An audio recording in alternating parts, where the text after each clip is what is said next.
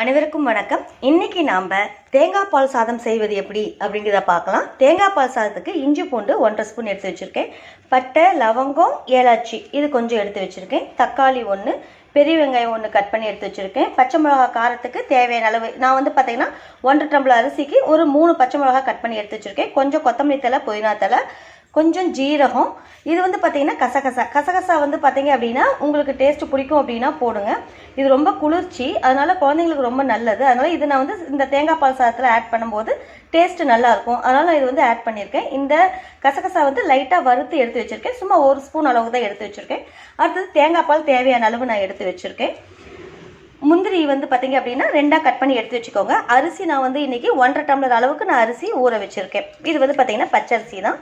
சரி, இப்போ வாங்க நம்ம தேங்காய் பால் சாதம் எப்படி செய்யணும் அப்படிங்கிறத பார்க்கலாம். தேங்காய் பால் சாதத்தை முதல்ல என்ன பண்ணுறோம் அப்படின்னா, தேவையான அளவு எண்ணெய், கொஞ்சம் கீ ஆட் பண்ணிக்கோங்க. எல்லாமே கீயாக போட்டிங்க அப்படின்னா, நெய் போட்டிங்க அப்படின்னா சாப்பாடு தெவட்டும், நிறைய சாப்பிட முடியாது குழந்தைங்க. அதனால் கொஞ்சம் ஆயிலும் கொஞ்சம் கீயும் நீங்கள் மிக்ஸ் பண்ணிக்கோங்க. இதில் நம்ம இப்போ பட்டை, லவங்கம், ஏலாச்சி எல்லாமே போட்டுடலாம். இது பாருங்கள் நல்லா வெடிச்சு வருது. நல்லா வெடிச்சு வரக்கூடிய சமயத்தில் நம்ம எடுத்து வச்ச இஞ்சி பூண்டு ஆட் பண்ணிடலாம். பாருங்க, இஞ்சி பூண்டு நமக்கு ஓரளவுக்கு நல்லா செவந்து வந்துச்சு. அடுத்து நம்ம எடுத்து வச்ச வெங்காயம், பச்சை மிளகாய் இது ரெண்டையும் நம்ம நல்லா ஆட் பண்ணி கலந்து விட்டுடலாம்.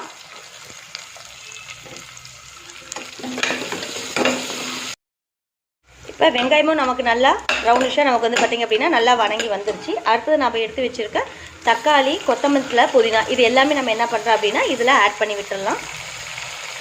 இதையும் நல்லா மிக்ஸ் பண்ணி விடுங்க. அந்த தக்காளி கொஞ்சம் பச்சை வாடை போகணும், அதனால் கொஞ்சம் நல்லா வதக்கி விடுங்க.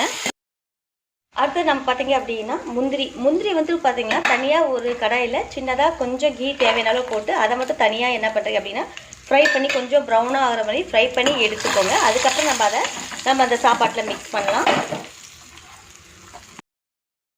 முந்திரி பார்த்தீங்க அப்படின்னா நமக்கு நல்லாவே ப்ரௌனாகவே நம்ம ஃப்ரை பண்ணிட்டோம். அதை நம்ம இப்போ இந்த சாப்பாட்டில் நம்ம ஆட் பண்ணிடலாம். ஏன்னா தனியாக நீங்கள் அப்படியே முந்திரி அதிலே ஆட் பண்ணிங்க அப்படின்னா உங்களுக்கு அது வறுப்படாமல் இருக்கும்போது உங்களுக்கு அந்த டேஸ்ட்டு வராது, வதவதன் தான் இருக்கும்.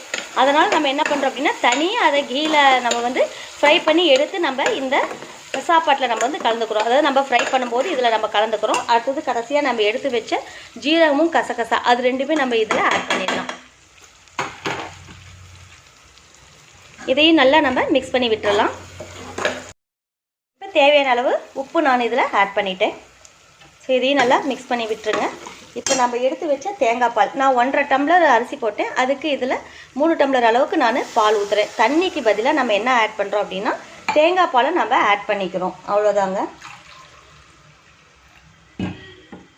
தேங்காய் பால் 3 டம்ளர் அளவுக்கு நான் இதில் ஆட் பண்ணுறேன். வேறு எதுவுமே நீங்கள் கலருக்கெல்லாம் போட வேண்டாம். இதுவே உங்களுக்கு நல்லா ப்ரௌனிஷாக நல்லா வரும், கோல்டன் கலரில் வரும் உங்களுக்கு. ஸோ இது நம்ம நல்லா கொதி வரட்டும். கொதி வந்த வாட்டி நம்ம அரிசி இதில் பாருங்கள். அரிசி இப்போ நமக்கு பார்த்திங்கன்னா தண்ணி நல்லாவே நமக்கு கொதி வந்துருச்சு. இப்போ நம்ம என்ன பண்ணலாம்னா இதில் நம்ம எடுத்து வச்ச அரிசியை நம்ம ஆட் பண்ணிடலாம்.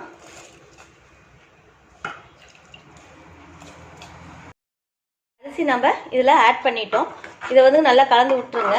கலந்து விட்டுட்டு நம்ம இப்போ இதை பாருங்கள். இப்போ நமக்கு 2 விசில் விட்டுட்டோம். நமக்கு சாப்பாடு விசில் அடங்கிருச்சு, தம் ஆயிடுச்சு. ஸோ இப்போ நம்ம இதை என்ன பண்ணுறோம் அப்படின்னா ஓரளவுக்கு நம்ம கலந்து விட்டுக்கிறோம். சாப்பாடு பாருங்கள் நல்லா நமக்கு ப்ரௌன் கலரில் வந்திருக்கும், அந்த கோல்டன் கலரில் நமக்கு அப்படியே வந்திருக்கும். கமகமகமான வாசம் வரும். குழந்தைங்க பார்த்தோன்னே விரும்பி சாப்பிடுவாங்க. ரொம்ப டேஸ்ட்டாக இருக்கும். பெரியவங்களும் ரொம்ப விரும்பி சாப்பிடுவாங்க. இதில் நமக்கு தேங்காய் பால் நாம் ஆட் பண்ணியிருக்கனால ஜென்ஸ்க்கு பார்த்திங்கன்னா ரொம்ப நல்லது, ஹார்ட் ப்ராப்ளம் வராது. அதே மாதிரி கசகசா ஆட் பண்ணுறனால இந்த வயிற்று புண் பிரச்சனைலாம் நமக்கு வராது. இதுவும் நமக்கு ரொம்ப நல்லது. ஸோ இந்த சாப்பாட்டில் பார்த்திங்கன்னா மருத்துவ குணம் ரொம்ப நிறையா இருக்குது. இதை அடிக்கடி செஞ்சு சாப்பிடுங்க, ரொம்ப நல்லாயிருக்கும். இது சாப்பிட்டுட்டு பிடிச்சிருக்கா அப்படின்னு சொல்லுங்கள். பிடிச்சிருந்தது அப்படின்னா லைக் போடுங்க, ஷேர் போடுங்க, மறக்காமல் சப்ஸ்கிரைப் பண்ணுங்கள். தேங்க்யூ.